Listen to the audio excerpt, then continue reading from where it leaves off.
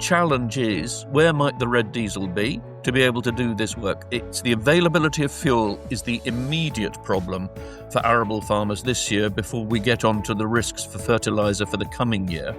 Crops could be left rotting in the fields this summer as fuel shortages start to bite. Farming giant Dyson reveals its bold plan for the future.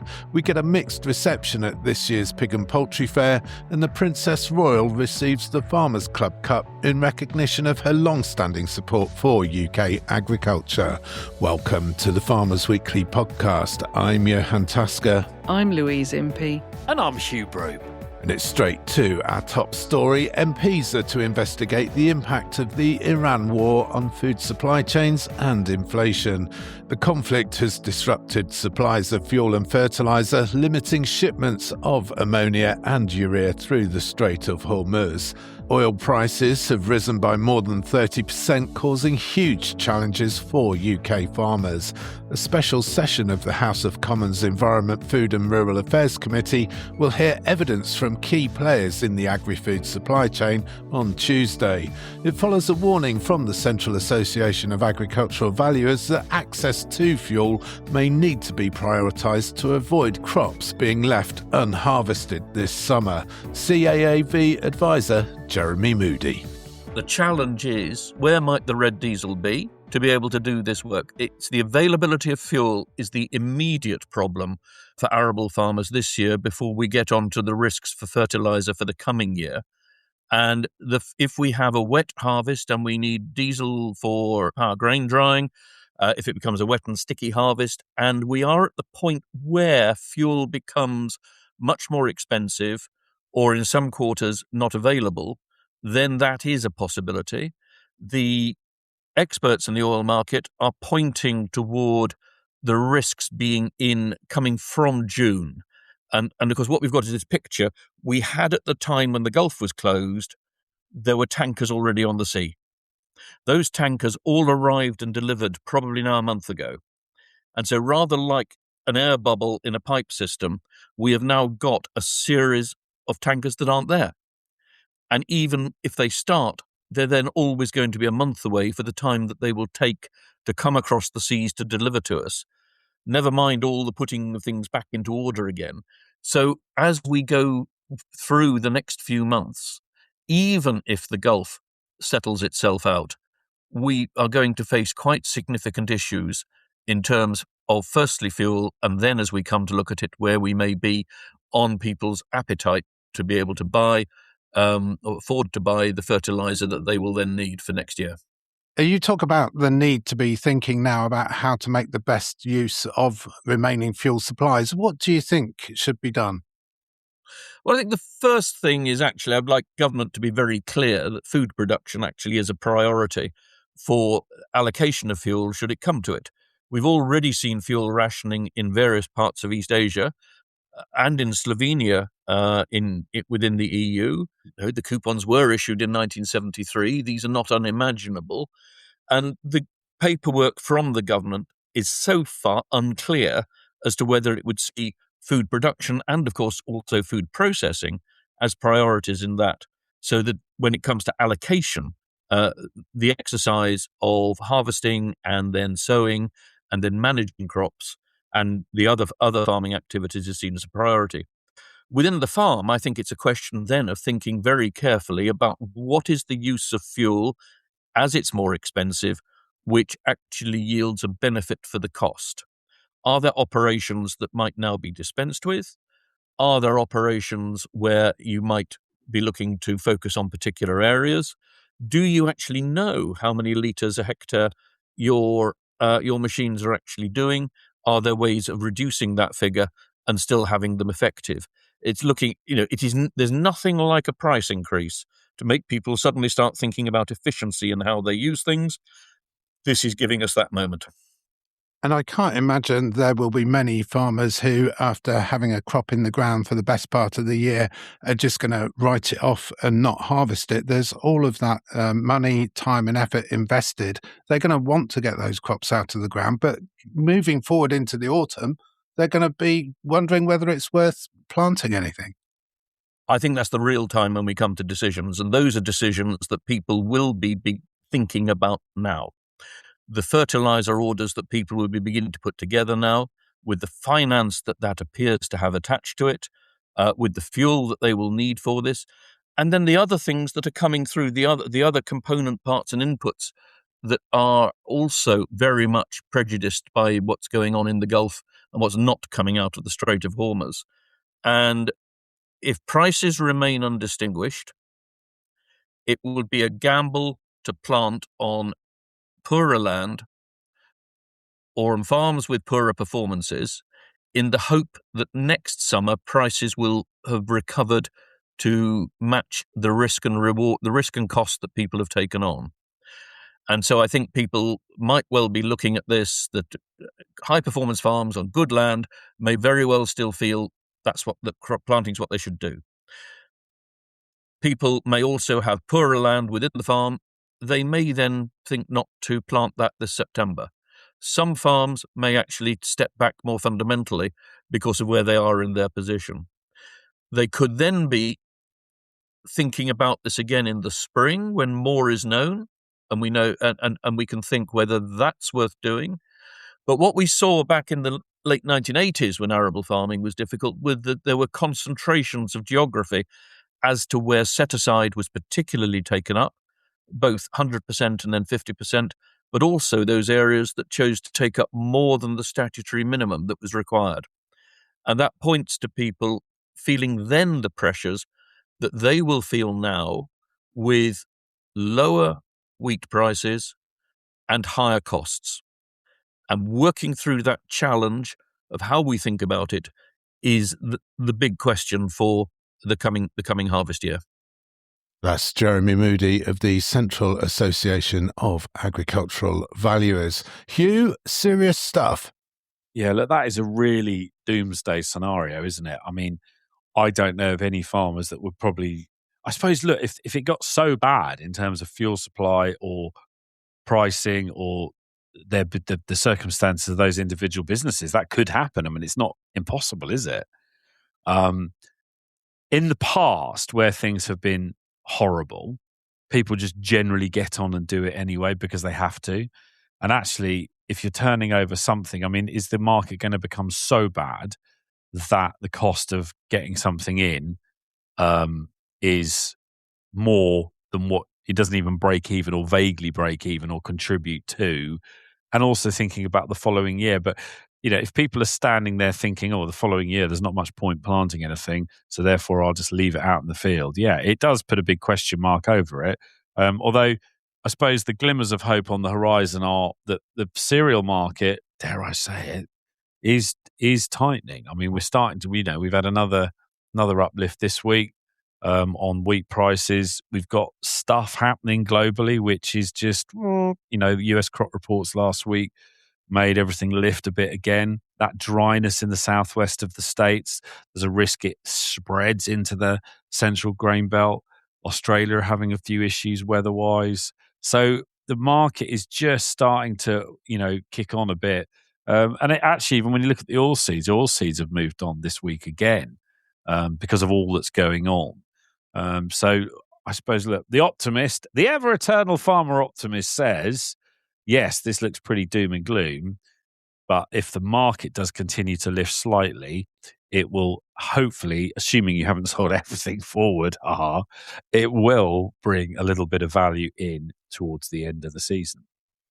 Louise, this situation is not going away. In fact, it's getting steadily worse, isn't it? And it's going to come to a head eventually. These questions over fuel and fertiliser prices and availability, they're going to continue well into the autumn, aren't they? Yeah, well, the fuel conversation has really picked up this week, hasn't it? And that there does seem to be we're storing up ourselves a problem, if you like, there. The fertiliser situation, I just get the feeling it's changing slightly. I was speaking to some people this week and they actually made a comment which took me by surprise at the time, but they think the fertiliser market is quite exciting at the moment. And I think what they mean by that is that, of course, when you get these sort of unusual disruptions in supply, it does actually create opportunities for other sources of supply. So, for example, I was told that there's a boat coming in loaded with lithan, which is a type of ammonium nitrate, and that's coming into England in the next month or so. And apparently that's very, very keenly priced ammonium nitrate. So that's an interesting development. Are we going to see some new suppliers thinking, here's a market for us now, and we need to get in there and be very competitive, and that's going to really help our cause. So, as you know, and we talked about this before, the fertiliser season starts very shortly, these early orders. And if they're going to hit their timing just right with that, they could do very well out of it. So perhaps the fertiliser situation is changing beyond where we're at. We was just so worried about this sort of continuity of supply. But I get the feeling that might be shifting slightly. I'd be very interested to hear from people who say, no, that's not the case, Louise. I'd like to hear from people involved in that trade. But it does seem to me that there's a bit more movement and a bit more excitement, and that we're not going to be short of fertiliser, but we are going to have to accept it's at a higher price than it was this time last year. Yes, Louise says if you've got any thoughts on the fuel and fertiliser situation, including what you're doing on farm to mitigate the impact of it, please do get in touch. We'd love to hear from you. podcast@fwi.co.uk. And if you're in the UK itself, you can message us by texting the word farm, followed by a message to 88440. Hugh, is the government, do you think, taking the situation seriously enough? I think we need to I know there's been lots of work behind the scenes going on where government's trying to get a picture in its head of what, for example, red diesel demand looks like, because it's so crucial to, if the red diesel stops flowing, the tractors stop flowing, stuff stops happening on farms, and in time, stuff will stop appearing on shelves because, 61% of what we grow here, we consume here as an average. So there's some serious impact type things going to happen to that supply chain. Red diesel obviously powers farming. It also powers the rail network because they're still on red. There's a bit of fishing fishing still uses red as well. So that fuel supply you would like to think, that someone somewhere is sat there strategically planning, what do those flows look like? How do we prioritise? Should the flow of oil become to the point where it really impacts refined volumes of refined product? Should that happen, how can that be segregated and made sure it gets to whoever needs it? But that would involve a huge operation, and actually you would imagine it would involve some sort of fuel rationing elsewhere if that was to happen. But of course we're coming to crunch points because as the article in the Farmers Weekly this week states, and we've discussed this before, you've got a 5 to 6 week lag at least between crude coming from the Middle East round into European refineries. And I'm assuming, we know that there's a few articles in the papers this week saying that those crude stocks are getting low, very low now, that are in those refineries. Globally, there's plenty of oil about. We know that, even though the price is high, the volumes aren't, there's plenty of oil. Will the market divert the 20% that comes out the Gulf into European refineries? Will that be diverted, say, from the US or wherever into those European refineries? But then comes the problem, as we talked about before, is that if your refinery is set up, for example, to refine Arabian oil, it's not the same as US oil or oil from other parts of the world. So there's all those logistical nightmares to counter. But yes, you would like to think that someone somewhere in a government building is trying to work out worst case scenario and how best to plan for it. The Farmers Weekly Podcast. The Farmers Weekly Podcast. Now, we all know farming is undergoing some huge changes. Changes in farm support, changes in farm policy, and increasingly uncertain commodity markets. So how do you make sure your farm is fit for the future? Well, this week, Farmers Weekly took a group of farmers for an Arable Insights Day at Dyson Farming and the Dyson Farming Research Centre In Lincolnshire, Dyson's pumping huge money into R&D, tests and trials, as Louise found out when she spoke to Dyson Farming Managing Director Daniel Cross. Dyson Farming Research Centre is about consolidating our trials work, our analysis, our technology tests, our sensing and agronomy development all in one place. And so where we've been doing activity around the country over the last 6 years in research, now we're really trying to move things faster by bringing them together in one location. How are you funding this? And this is a big operation, up to 1,000 acres you're going to be doing trials work and testing work on. Where is the money coming from? Yeah, I mean, so within the proportion of our wider farming business, it's supported by Dyson Farming. Depending on what the projects are, we are running commercial trials here. So we're doing work and analysis on behalf of commercial clients. They're paying for that. We also have a good record of achieving funding for things, and so whether that's Innovate UK or Adopt programs. And so when we're working with partners and we're co-developing things, we can provide the skills, the trials analysts, the land, and they can bring their products and technology here, and that can all be funded potentially, and we can support that too. When it's other more general work, that's funded by Dyson Farming. That's our investment into seeing that we need to drive things forward and we need to reach those points of profitability for the future. So that scale of ambition that you've just talked about, that was very obvious today on the tour around. Something that you said earlier was you want to do something genuinely transformational for British agriculture. How are you going to know when you've done that? How are you going to achieve that? I think we'll all know. I think the challenge that we have collectively in the industry is around profitability and productivity. I think productivity is probably the trickier one I don't think in the long term that can be measured in yield. I think it has to be about quality and nutritional content of food.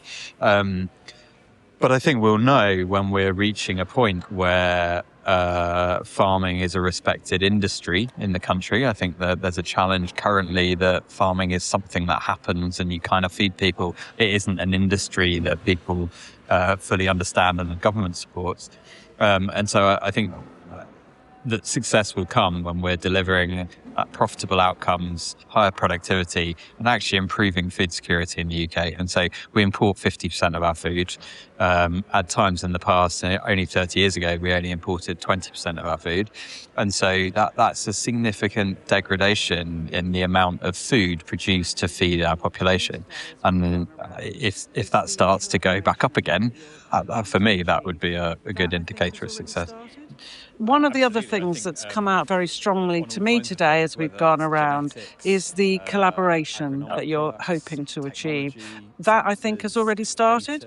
Absolutely. I think on all kinds of things, whether that's genetics, agronomic products, technology, sensors, data and software systems, how we gather intelligence about our crops, we've been working on for several years. But I think we're now at the point where we can see some of the pathways forward, which is really about how you combine some of those initiatives. And so there's no one thing that suddenly makes farming easier or suddenly improves your yields or productivity. We see it as being a combination of lots of different things. And so we want to collaborate with lots of institutions, tech innovators, whatever is out there, seed companies, to try and bring together the things that make those viable solutions for the future. And you did just mention data, and we have today seen you're doing an awful lot of work in data integration, data analysis, AI. Where do you see all that going? I think the potential is vast. Your earlier question about how do you know when you're successful? Well, actually, the data will tell you when you're successful as well. But actually, as an industry, this isn't a strong data-led industry. This is we feel, we've experienced, and actually sometimes our recollection's wrong, and that's all of us. You say, oh, well, it was as dry last April as it was this April. Was it? actually we can go to a weather station and say, well, we were wrong, actually. We're now making assumptions because that wasn't the right data point. And so some things that are that simple, just having that available is important. But AI in data analytics and trending, I think, can make a pretty fundamental change to our operational efficiency, and in time also gives us the ability to communicate things to consumers about your potatoes came from a field we used less water than the year before, there's this much more biodiversity. That's all data too. It's all intelligence about our products. That's Daniel Cross, Managing Director of Dyson Farming. Louise, quite clearly there's been a lot of thought gone into this. They're doing it for themselves, and clearly Dyson Farming have the economies of scale and the resources to be able to do that. Yes, it is a big initiative. I mean, research is something that Dyson's been involved with, I think, for the last 6 years, but they've had a bit of a reset with that. They're wanting to, as they put it, make a genuine transformation for British agriculture. So they've now got their own research centre on the farm up in Lincolnshire. So that covers up to 1,000 acres up there where they are doing all their tests and trials. And that's about, I think it's 3% of the land mass that they have. So they are screening, taking an awful lot of potential solutions, screening them first, obviously, because some of them sadly are never going to be viable for various reasons. And then they're testing them in the system that they have there. And then those that show the most promise are then going to be rolled out and put in across the entire rotation so that they can really give them, put them through their paces, I suppose, because they have to be things that make a difference. So, we all know that this is quite a crowded space, isn't it? There are lots of solutions out there looking for problems. And actually, they made the point that you've got to have a really good practical farming assessment of these things. It's all very well to say that this product or this development is going to increase your yields by 30%. But actually, if it's impossible to apply in the field, or if it doesn't integrate with some of the other practices that you've already got going on that are doing a good job for you, then it's just not really a runner, is it? So these things they're going to have a really stern testing, and there's going to be an awful lot of data collected and then analysed so that we are getting some things that make a tangible difference to farming and make farming easier as well. And Daniel Cross, MD of Dyson Farming, and indeed Sir James Dyson himself, talking about farming being light years different within the next decade or so. What do you think that looks like, Louise? Well, with my crystal ball here, I think if you ever visit Dyson Farming, you already see things that are light years different to what's going on a lot of farms.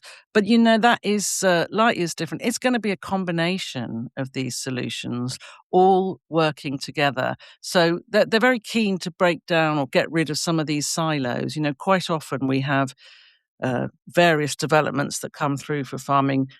Genetics, maybe one, engineering, another, precision technology, robotics, and they all tend to sit in their own, little worlds, if you like.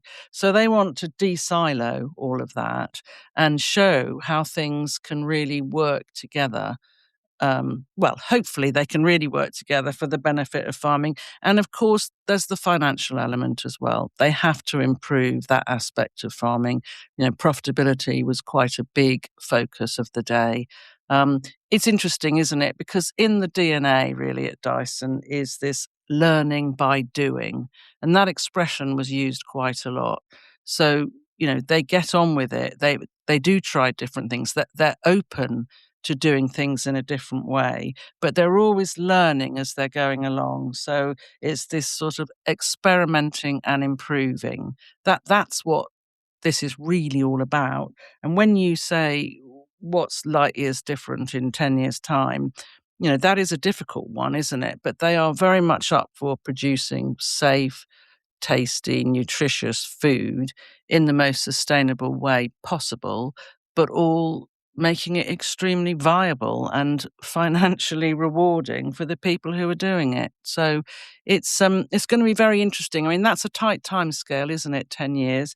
And in fact, I think they said that their expectation is that they will already be using some of the things that they hope to uncover within the next 3 to 5 years on their own farm. When you think about that, that's 15,000 hectares that they're farming in total. So they are putting some pressure on themselves, but they're up for it. They want to do it. They're not afraid of failing. And I think that's another thing that's in the Dyson DNA, if you like, that is how you learn. You try these things, you do make some mistakes, but you move on from there. So it's going to be a very interesting one to watch. Recommend anybody visiting it. If you're feeling at all down about the future of farming in this country, then a visit to the Dyson Farming Research Centre will put you right. It'll show you that there really is opportunity out there and that it can be very exciting. So I wish them, all the best. It was a really interesting day and, fantastic effort by the whole team. How relatable, though, is it, Louise? I mean, you talk about the stuff that's in the Dyson DNA, innovation, forward thinking, stuff like that. They've also got very deep pockets. And I guess, we know top companies famously reinvest huge amounts of their revenue into R&D. Some of it works, some of it doesn't. But some of our listeners are going to be wondering how that is achievable for a much smaller family farms that are, to be frank, struggling to make a profit and in many cases making a loss at the moment. Is this relatable for an ordinary family farm? Look, it's a good question, Johan, but I think one of the really encouraging things about yesterday is that they're doing this for the whole industry. They're not just doing it for themselves. The knowledge and the learnings, they are going to be shared. Now, of course, not everything is going to be applicable to every farm in the country. Good example of that is they have the glass houses producing strawberries, and they've got a lot of robotics and engineering going on in there. So, that's not going to be applicable, is it, to every farm in the country? But they're very, very, very keen that this can be rolled out and made use of by everybody, and that they're only going to achieve what they want to achieve if they do work with others and if they do collaborate. So that's another really big part of it, and I think that's quite important. So their scale of ambition is absolutely huge, but they are very keen to work with everybody and anybody and just make this step for the industry. It's not just for their business at all. So can you put some numbers on it then, Louise? I can't put any financial numbers on it, but there were some quite interesting things that came out from the day. And actually, a lot of those are around data and the use of data. And as we know, this is a very topical subject in farming at the moment. So they are doing a huge amount of work on data integration, data analysis. And of course, as you've rightly said already, they have got deeper pockets than some. So they're able to do more on that. But Daniel Cross made the point, the average farm, I think there's 18 apps are used to run the farm. And he was saying, quite rightly, I think, we need to simplify that. There needs to be one app that you can use for all your data and to have all that knowledge at your fingertips. I think another figure that was given to me was that it was taking 34 spreadsheets to grow a strawberry. Well, that's no use, is it? You can't really interrogate a spreadsheet either in the same way that you can with some of these data tools. So, that's a huge area there. And I think the whole industry will probably benefit from that when they get that right. And to be fair, they're taking on a lot of the pain of doing that. So, for example, they've moved their software system onto a new system, I think it's called X-Farm. But they're the only farm in the UK using it. It's actually come from Italy, this product. And they do admit that has been a real challenge. And, the next stage of that now is to tie in all their other data to that software. So, some really interesting things happening there. And, it's taking a lot of brain power and a lot of hard work, but they're really moving things forward, and they really want to accelerate that pace as well. So I think it's in everybody's benefit to join this movement, and let's see what we can achieve in the next 10 years. The Farmers Weekly Podcast. The Farmers Weekly Podcast. You're listening to the Farmers Weekly Podcast. Welcome along wherever you're listening to us from. You can email us podcast@fwi.co.uk. And if you're in the UK itself, you can message us by texting the word farm, followed by a message to 88440. We'd love to hear from you. A catchy week this week. Some much needed rain in some areas, but still very, very dry in others. Hugh, what have you been up to this week, and what's the weather like there in Surrey? We just triggered some maize in the ground. We've done our first cut of silage. That was all right, actually, despite the fact that it had less fertiliser on it than it should have done because of delivery cock-ups of fertiliser, which is an interesting experiment on actually you could grow as much dry matter. I'm just looking at the yield maps as well that we only got this week off the forager because we did it about 2 weeks ago. There's an argument to say, yes, you probably could use 30 to 40% less artificial based on what we've just cut. So that was quite good. Lots of rain, which is welcomed by those with hungry, thirsty crops, not welcomed by those still trying to do their first cut silage. But it was getting damn dry. We know that, particularly up that east side, all over really. So that's welcome. Just trying to get some maize scratched in as we speak. And then last weekend we had we had our Surrey Young Farmers Stock Judging competition on the farm, which was lovely. And we found our Surrey champions who are going to go to the South of England show in June and compete against the rest of the South East and see if we can't get to the National Stock Judging Championships. I think it's at Staffordshire now, isn't it? Staff Showground. It used to be.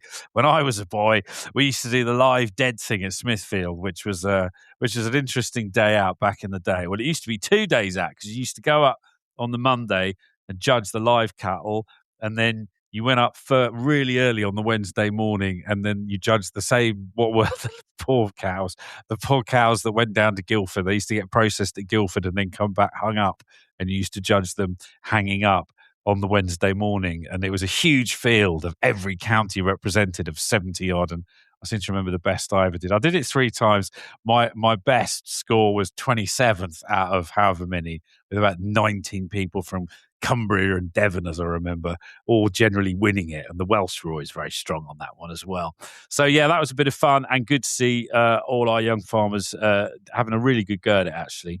And, it's always a delight to see. So we'll stand by for the South of England. We're going to do a bit of a training session, me and my friend Luke, between now and then.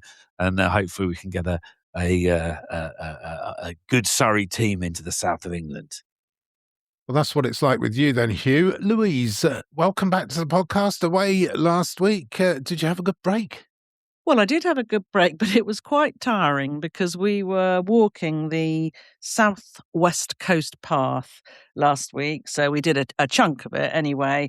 We were lucky because we had some very good weather, so really enjoyable. But we walked quite a long way, which is, as you know, can be really quite tiring. Interesting that I missed the bit that you did on glyphosate and the future of it and where it's all going. But you obviously did it very well because I've had quite a bit of feedback this week, and generally people, farmers especially, agreeing with the comments that were made about glyphosate and the fact that this or any contamination of cereals is a problem, and we need to get a grip of it and find ways around that or find ways of solving that. So, yep, you managed an arable section very well without me, Johan.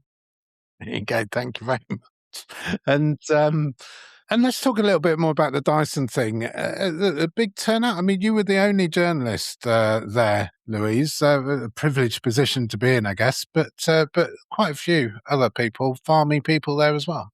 There were a lot of people there. I think they had probably, that's a very good question. Now I think about it, I think they had at least 5 trailer loads of people going around the farm. We went to various stops and looked at all sorts of different things that they're doing there.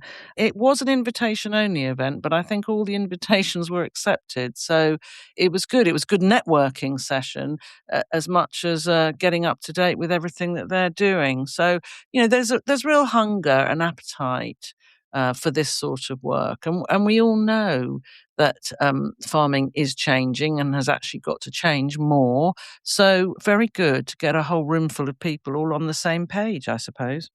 Well, as Louise joined arable growers in the room at Dyson Farming, pig and poultry producers descended on the NEC Birmingham for this year's Pig and Poultry Fair. Among them was Alistair Driver, editor of Farmers Weekly's sister publication, Pig World. Earlier, I caught up with Alistair and I started by asking him what it was like. It's good. It's always good at these events. It's every 2 years. People enjoy getting together. People are turning up, stands are busy, and the mood here is good, despite what's happening in the market at the moment, which I'm sure we're going to come on to. But when I speak to the farmers involved, there are real mixed feelings about what's going on. Some are giving me one-word answers when I ask them how it's going. Others are more sanguine. People are affected in different ways. But fundamentally, market-wise, we're in a situation of kind of falling prices, and we have some backlogs on farm. And it's causing a few difficulties across the industry. The pig sector has been through a number of tough years, Alistair. There were tentative signs of a recovery, but we do seem to have taken a little bit of a backward step. Exactly that, yeah, and exactly that. We had the terrible crisis of 4 years ago. Yeah, as you say, things improved. We've had a couple of very steady years in the market, and it's just really. It's different to last time in that was very much about Brexit and about a lack of labour in abattoirs and backlogs forming, prices falling. But this is more, it's just a combination of circumstances. We have had increased supplies. Perhaps people have responded to better prices, so there are more sales on the ground, but also performance has improved. So we're seeing more pigs versus flat demand at a time when European prices have been falling. We've had issues in factories. So there's just a combination of circumstances. And I think the key point really is that some producers are far worse hit than others.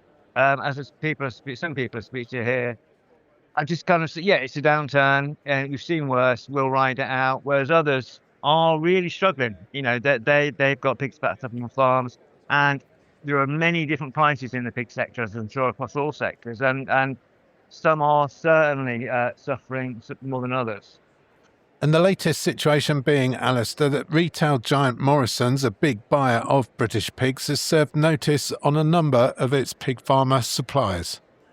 Absolutely. I mean, that's really the big talking point in amongst all this. Yeah, Morrisons is the headline. We know, and in fact, they've openly said in response to a question from me that they've taken the regretful step of giving notice to a number of suppliers, including some pretty big ones, and I think others have been told they'll be taking less pigs from those guys. But it's not just Morrisons. I think we're hearing it kind of lower profile across the board. But what is interesting is this isn't just about the market downturn. In mid-August, we've got these new regulations coming in requiring formal contracts for all pig transactions with certain specifications. That's a big step for the industry, and there is some discussion about whether some contracts are being terminated now with a view to kind of that deadline looming and trying to wipe the slate clean. So there's multiple things happening, and I think first of all there's a short-term implication for those losing their contracts, but also you wonder what's going to happen down the line, because for people that have been told the processors don't want their pigs anymore, it's not easy to find a home for them. So are we going to have a surplus in a few months' time? Generally, these contracts are 6 months. Are we looking at a situation of having too many pigs on the ground without a home in a few months from now? So it's an uncertain outlook. That's Pig World editor Alistair Driver with an uncertain market outlook for pig producers at this week's Pig and Poultry Fair. Hugh, the rest of the markets, what's the outlook there? Thank you very much, Johan. Yeah, finished steer deadweight this week, 612.6. That's back another 8p on the week. And when you speak to people out there, factories at the moment offering less than £6, in some cases down as low as 5.90, 5.85. And also the other thing that's coming to the beef market this week is factories are saying, actually, we can't take cattle for 2 or 3 weeks. They're trying to push the prices off. The live weight, 341.7, that goes back 2p on the week. So those prices significantly down and keeping on that downward trajectory. Sheep prices, 836.9 is your deadweight SQQ. That drops back about a penny on the week, so not too many problems there. The live weight surges on 416.5. That is up, getting on for 14p on the week. And actually, if you look back a year, it was 305.4 a year ago. So some significant value still in those sheep rigs. And there's just some supplies. Talking to one person today, this week rather, coal use just starting to tighten up the supply there. But soon, of course, there'll be plenty of new season lamb about, some already drifting into that market. Pig price, 178.3. That's back another 2p on the week, so not good news there. And then to the arable markets, where there is just a little bit of lift still happening with all that's going on in the world. 181.7 is this week's spot free wheat price. So that's gained about £1.50 on the week. And actually, if you compare that to a year ago when it was 160.3, you're almost, you're over 20 quid ahead. Milling wheat, 192. That's actually dropped back 30p, but it's 10 quid over where it was this time last year. Feed barley, 154.50. That has dropped back £1. Oilseed rope, though, that surges on 482.2. So that's up. That's getting on for nearly 10, 11 quid up in a week. So there's some real value coming into some of those rape crops at the moment. Feed peas, 175.8, a massive drop there. Not sure why that's happened. That's back from 203.7 last week. Feed beans, 223.1. That goes up about 4 quid on the week. Diesel price just easing back a bit this week again. Basically, you're gaining another 4p. So the Wednesday morning ring round, 100 a pound or 100.56 pence. That is back about 5p on the week. So moving in the right direction. But how long that'll be happening, who knows? The Farmers Weekly Podcast. The Farmers Weekly Podcast. And finally, the Princess Royal has been awarded the Farmers Club Cup in recognition of her long-standing support for UK agriculture.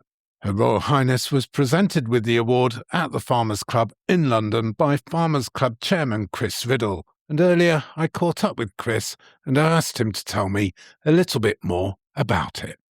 Well, the Farmers Club Cup is an award that started in the late 1950s to mark excellence and outstanding support for the British agricultural industry in its very varied forms. And it's been a sort of a quiet but very popular and well-regarded award ever since. And it does go to, so there have been some notable recipients, haven't there? Oh, absolutely. Yes. I mean, I was looking back over the list only recently, and Henry Plum, Lord Plum, had it quite some time ago. Don Curry, when he was Sir Don Curry as opposed to Lord Curry.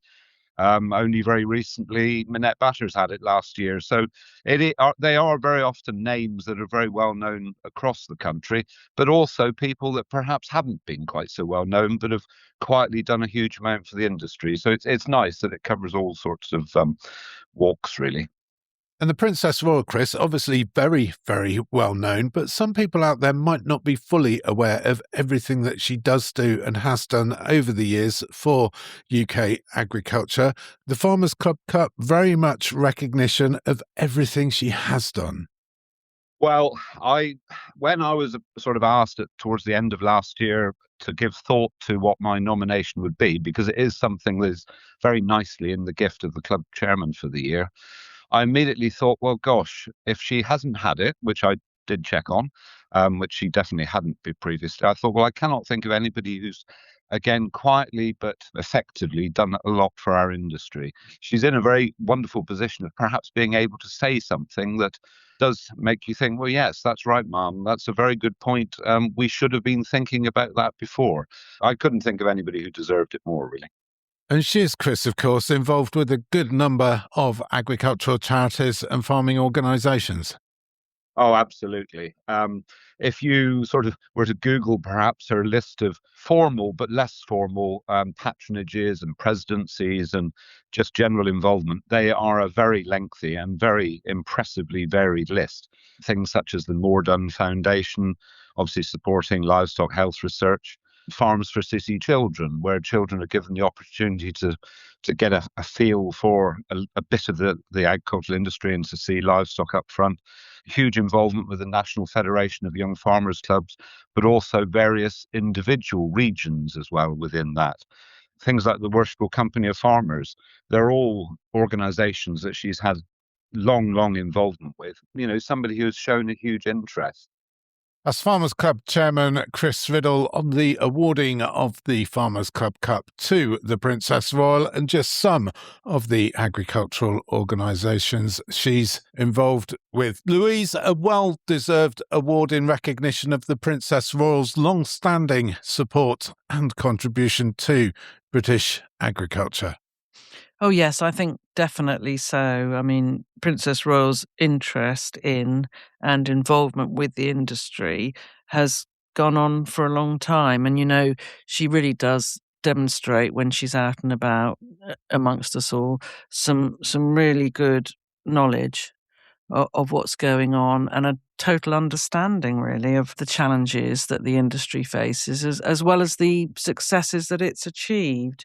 She was our guest one year at the Guild of Agricultural Journalists Harvest Lunch, and I was so impressed with the speech that she made and how it resonated so well with everybody in the room. So I think this is a very well-deserved award, and I'm actually quite surprised it's taken this long for her to receive it. Yeah, I was fortunate enough to be at the Farmers Club for the presentation of the Farmers Club Cup to the Princess Royal. And I have to say, she gave an absolutely wonderful speech afterwards, an acceptance speech. She really understands the nuances of the challenges facing farming and speaks as somebody who really gets it and gets their hands dirty. A lot of people in high places, for want of a better phrase, when they're talking about agriculture, often don't talk a farmer language, for want of a better way of putting things. But she really does, and thoroughly deserved. Yeah, definitely. I would have to echo everything that you said there, really, Johan. She does get it. She can communicate it very well. She shows empathy when it's needed, but she's also not afraid to tell some hard truths. So it's good to see her receive this, and it is a marker, I think, for future recipients as well, because, yeah, this has been a long time. She's tireless, isn't she, in what she does, and her interest has never waned over that time either. Yeah, she's a bit of a superstar, isn't she? In terms, she's just like that's sort of just constantly going around doing stuff, isn't she? Never stops. I remember years ago, that was about 1,000,000 years ago, 30 odd years ago, plus when she was president at the Young Farmers and she did loads of stuff. I was the Surrey national rep at the time because they couldn't find anyone else. I was about 15, I think, or 16. Everyone else in the room was about 26. Yeah, she came to that and was very, and when you had conversations with her, she was absolutely on it in terms of what was going on her farm and our farms and all of that sort of stuff. So yeah, no, absolutely brilliant. And great to see her taking time out to present those awards at the Farmers Club. Yeah, a really, really good thing, isn't it? And she does some amazing work going around and a lot of it understated, isn't it? In terms of just flitting here, there and everywhere and just popping up. It's a pretty cool thing to do. And when she appears at things or any of the roles that work like that without all the fanfare, I think it has a really big impact. And it's an understated thing, but actually it has so much impact. And for those people that are involved in the room, it must be pretty epic. An award indeed fit for a princess. And that is it for this episode of the Farmers Weekly podcast. We do hope you've enjoyed what you've heard. If you have, please do subscribe to us wherever you get your podcasts. And if you've really enjoyed what you've heard, please do, as always, leave us a 5-star review.